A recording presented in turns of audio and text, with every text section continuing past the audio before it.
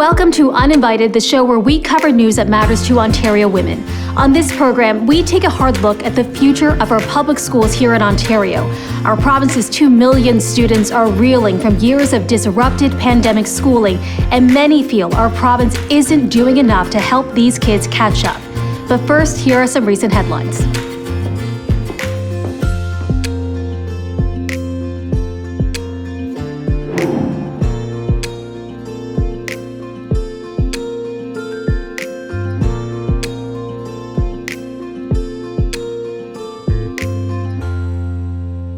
As case counts continue to fall and society continues to reopen, the disproportionate number of Canadians who didn't have access to sick days became painfully evident. Some governments temporarily implemented sick days when they were pushed by public health, but now there's an appeal from the federal government for all provinces to implement 10 paid sick days.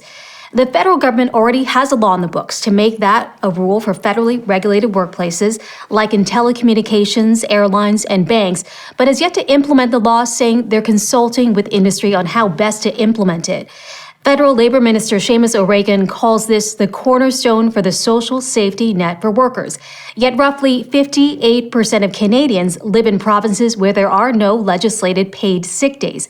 Here in Ontario, the legal minimum is 3 days of unpaid job-protected leave per year. And that's something many in this province have been calling on to change and will likely be an issue on the campaign trail when Ontarians head to the polls in June. Still on the labor front, while Doug Ford is balking at giving workers permanent sick days, he is making changes to the province's labor laws. The PCs are introducing legislation that would fold in workers from the gig economy into the province's minimum wage laws. The law would give gig workers like Uber and Lyft drivers a $15 minimum wage when actively working. Some advocacy groups have called this proposal misleading and that it benefits companies that rely on gig work while continuing to leave actual workers underpaid and overworked. It's also the latest move by the province as they start to announce policy flanks ahead of June's provincial election. Doug Ford also announced that he's axing license sticker renewals. So sure, if you own a car, it's going to save you $120 a year if you live in the South, $60 a year if you live in the North. But for a province that has an estimated $13.1 billion deficit, this $1 billion price tag for the so-called savings, it'll ultimately have a cost. It has many wondering, where does that $1 billion come from? Cuts to healthcare, cuts to education, cuts to social services. Well, we don't know because the government isn't saying, leading critics to call this cheap retail politics. Though in an election where every vote counts and suburban voters will be key, neither the NDP or Liberals have said they would oppose the program. BCH Education Minister Stephen Lecce says that Ontario school boards will have to offer online learning in the coming school year. Lecce says about 150,000 students opted for online learning this year, and that the government values providing that choice to parents.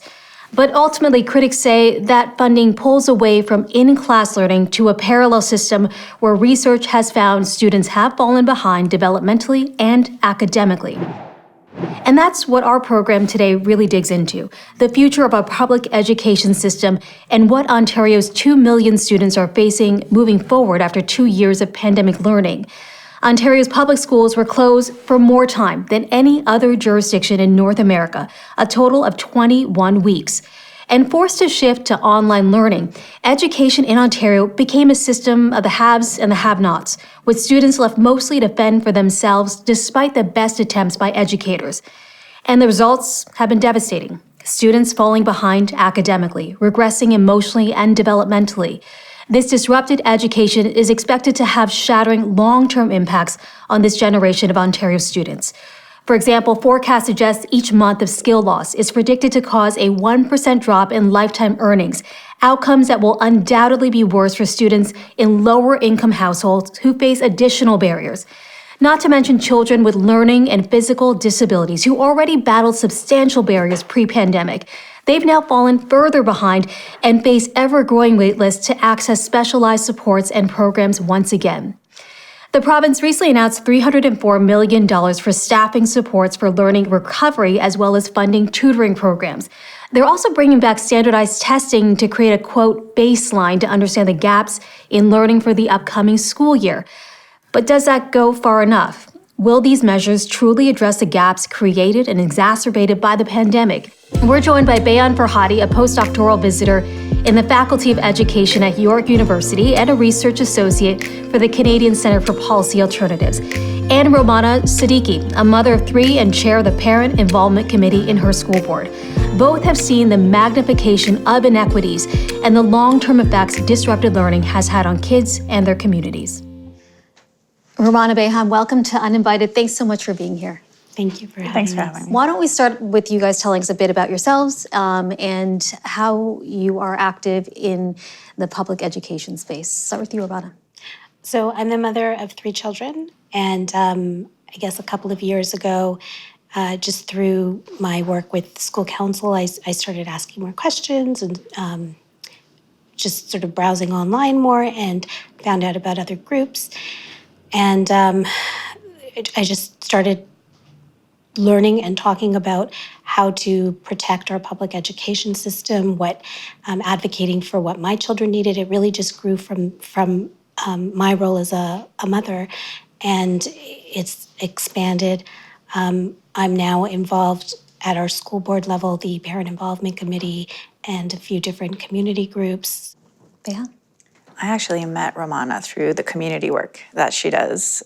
So there's been quite an impact, and I also have sort of like multiple roles. So also a parent to two children. I'm also involved in school council. I have taught at a secondary level for a little over a decade and have really done a lot of work in research as well. So right now I'm a postdoctoral visitor at York University, and I'm conducting research in the public education system on online education. So all of that kind of stuff comes together because I try to make the work that I do have an impact on the public education system, and that requires moving it off the page and into social life.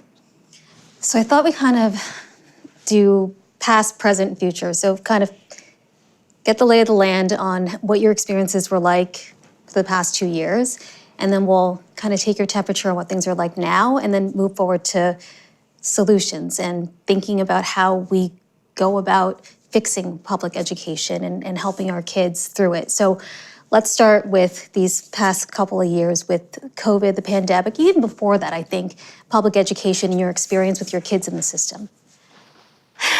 So the reason that I had become involved with school council was because as a parent, as a racialized parent, I was experiencing things that were upsetting. I have a lot of privilege. I was born here, I went through the education system here myself, and I still was having such challenges advocating for my children and really just getting the supports that I felt that they needed.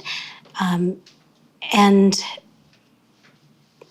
during COVID, in a lot of ways, things got worse, particularly for my youngest. It's been a learning experience, and I've had to step up and learn a lot. So if I had to do that with all of the privilege that I know that I have, I realize that I have a responsibility to do what I can for everyone's children, because not everyone is able to use their voices in the same way. And so for me, it's really just been growing out of that and learning. It's been a lot of learning. How did things get worse for your youngest? Socially, he was fine, but just in terms of the curriculum, during the first year of COVID, that first March 2020, he kind of went on strike. From between that March and June, he, I think, logged on a handful of times. The teacher would call me, and she had actually said to me, I knew this was going to happen for him, because we had been working really hard in the first half of the year to really get him on track. And in January, she had mentioned to me, I don't know what happened during the winter break, but he's come back a new kid and he's like really doing well. And now, post sort of the school shutdown, she's like, all the work we did, it's sort of, we kind of lost all that momentum. Beyhan, some of your research is around online learning. What have you found? COVID really started at a time where there was a lot of labor strife, and there was already a feeling amongst the education sector that they were undervalued. And so then to kind of like move into that and not receive really any systemic support, and it was kind of like go at it. At some point that translates into the education that students receive, and it's not surprising that so many struggled. And compound that with the fact that there's a pandemic, right? And that we're trying to sort of be business as usual while at the same time, trying to focus on health and wellness. And sometimes those two things can't happen at the same time. I just want to dig into online learning just a little bit more. Online learning is something the government has sort of indicated is here to stay. They are saying it gives parents a choice. How do you view that? I've got two now that are in high school, and I've heard crazy stories. Like kids' courses that they've really wanted to take have been cut. I'm concerned with the mandatory e-learning that's going to be required. It's a very difficult way for younger children to learn, for high school students too. I have a lot of thoughts. So really depends what you mean by online learning. There's the pre-pandemic online learning. The pre-pandemic online learning is at your own time, at your own pace. It has largely been secondary students, and it often is an option when there is no option for in-person. So this notion of choice, I want to totally debunk that, because it's not a choice if it's a choice between no choice. Right before the pandemic, we had this announcement of mandatory online learning. We all knew, as in, like, I never met anyone who didn't know that this was, the function of this was not going to be good for public education. And then we see at the same time this is announced with public education cuts, then we know this is a manufactured problem. Then we have the pandemic, and we have the introduction of full-time synchronous remote learning. It's largely been teachers, full-time teachers delivering this, but we've seen during the pandemic, because we don't have enough resources, that full-time synchronous remote learning turned from teacher-led in an online classroom to led by an in-person teacher doing both jobs at the same time. That's really important, because that requires a teacher to pay attention to two places at once. And I think that most people understand, just kind of intuitively, that that's not a good idea, that there's lots of barriers with respect to even getting technology up and started. It really impacts how teachers can teach in terms of moving around the classroom or setting up activities. And then we have the implementation of this mandatory online learning, which since that 2019, we've learned, even though there's an opt-out clause, the ministry already has predicted in the proposal that was leaked in March 2021, a 30% increase. And if the school boards can't meet the demand for staffing, then you're going to have learn at your own time, at your own pace, without a full-time teacher there. You just really have a marker. So that changes a whole lot of things. And many people are saying, well, I'm gonna opt my kid out. But you can't opt your kid out if you need the course. Okay, so it's a lot. The way you're painting it, it's not good. Look, we are, even before the pandemic, yeah. public schools had their own challenges, really highlighting inequities during the pandemic. It's only getting worse, right? So you've talked about online learning, you talked about lack of resources. What's it gonna take to fix the public education system so that it works for everyone who needs it, whenever they need it? Canadian Centre for Policy Alternatives just released a report that's titled Catching Up Together. They've got 13 recommendations, costed, specific, measurable, 3 of which involve online education and the removal of mandatory requirements, putting things back in control of jurisdictions, which again is not to say no online learning, it's just to say that how we use it cannot be to defund public education. So we have the solutions, we have the answers there, and it's a matter of political will, whether we're willing to invest in it, because we also have the money, quite frankly. So are we worse off or better off than we were 4 years ago? worse. I think we're, yes, I agree. I think we're worse off. It's concerning and scary. We're actually now heading towards privatization. It's the current government and the choices, the policy choices that have been made are really turning our public education system into a commodity. Instead of investing in it, it's about figuring out a way to turn a profit from it.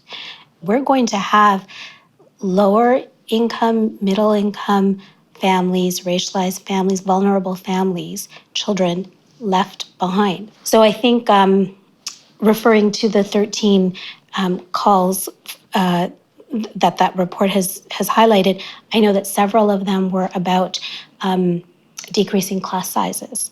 It's really difficult, I think. The larger the numbers are in a classroom or in a learning environment, it's really difficult to make sure that everybody is absorbing the information, is understanding the information, is benefiting from it. The needs are so varied. And we're not even yet talking about kids with special needs. There's like children with autism have just been left behind. And the stacks of kids that need assessments, kids need to have these assessments done and they need to have those supports put in place. And that's really what should be happening. Shifting to some sort of a modernization, an e-learning platform is not going to be addressing the needs that need to be addressed. We talk about smaller class sizes. We're talking about more money, and you mentioned Beyhan, political will to do all these things. So, what's your sense of the political will right now to support public education and make it better? Political will is really a reflection of what politicians elected to represent constituents feel they can get away with.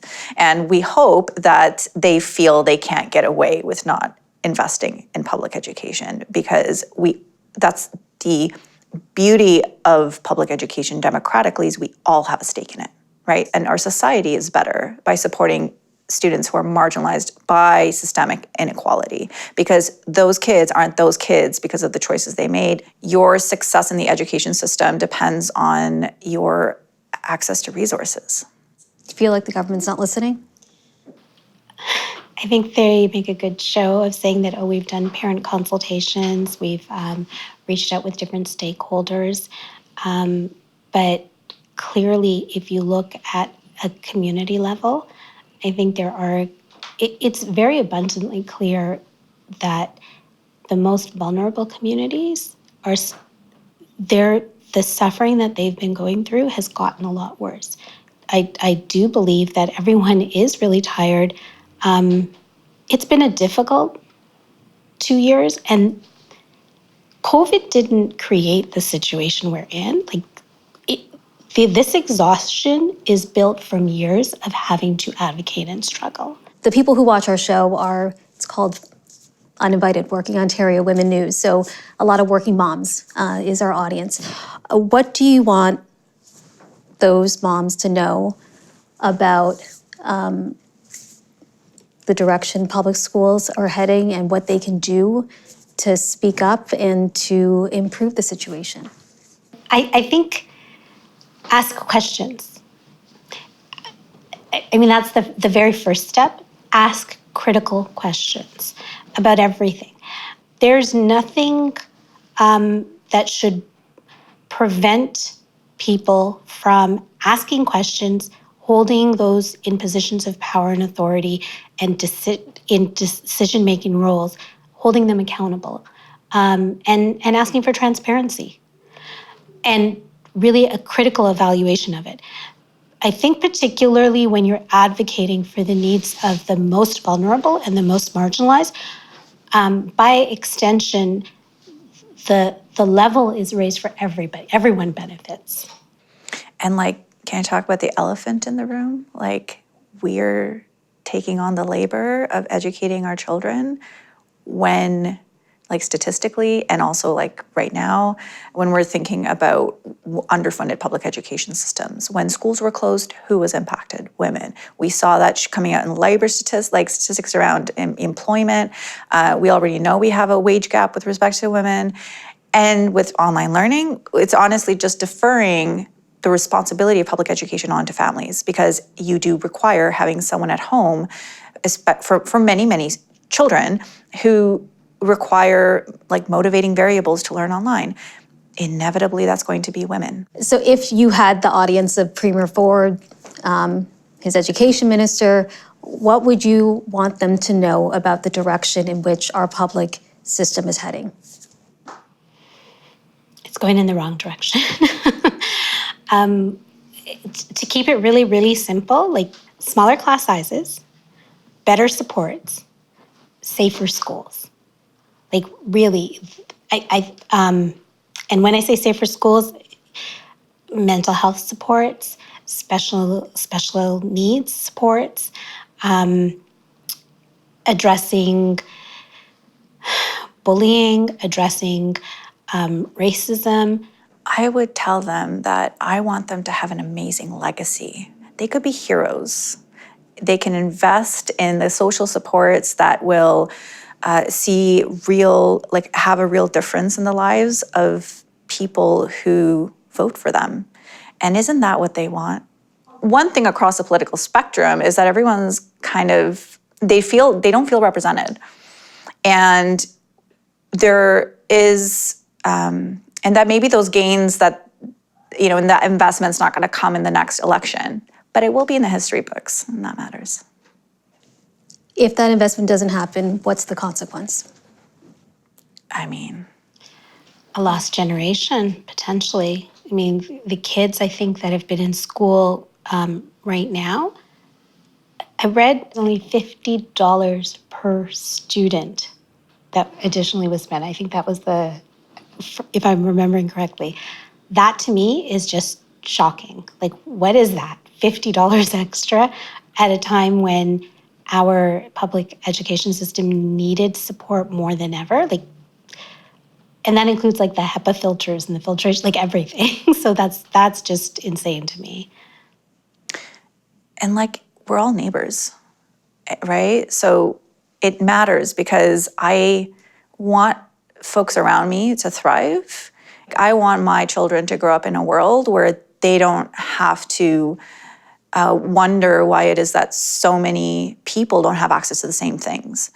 I grew up in the system too. I grew up in low-income communities. I didn't have access to resources. It was the system that gave me access to that. But over the last 2 or 3 decades, we've just seen chipping away. I think we're going to end up at one point realizing, like looking back, right? Hindsight is always 20/20, they say.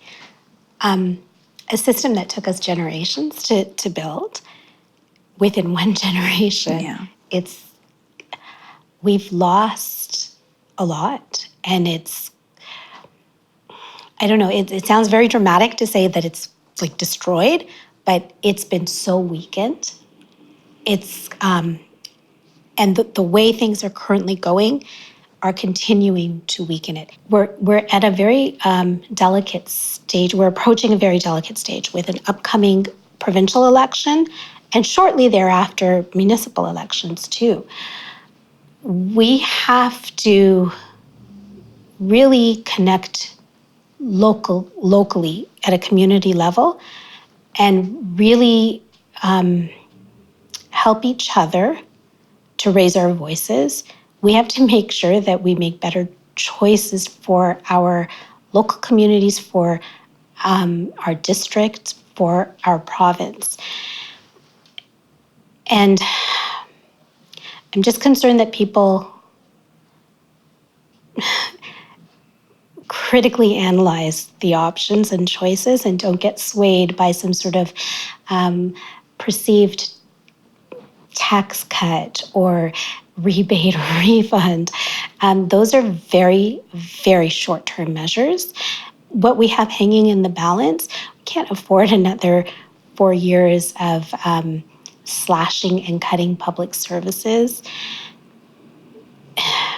our children and our communities deserve a lot better than that. Romana, Beyhan, thank you so much for being here today. Thank you. And thank you all for tuning in to Uninvited Working Ontario Women News.